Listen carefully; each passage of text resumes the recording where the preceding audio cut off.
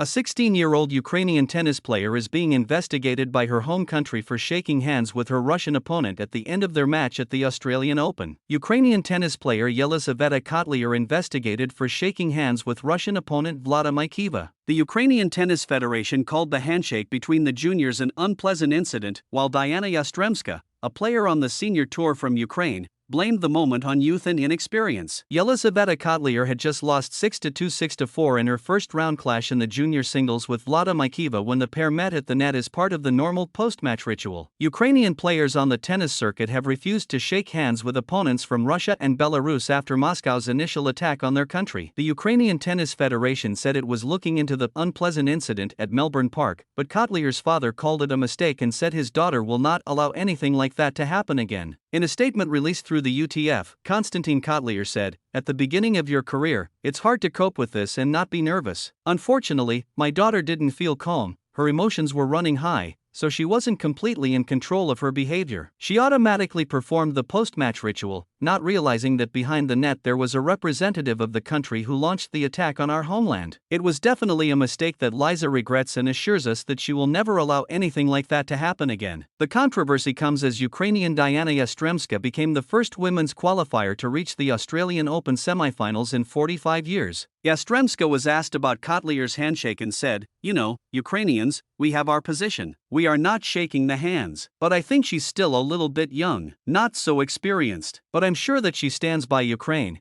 and I'm sure that she just got too emotional and confused." It is the second year Russian and Belarus players are only able to compete in Melbourne as neutral players. Officials have also continued to ban Russian and Belarusian flags being put on display at the tournament.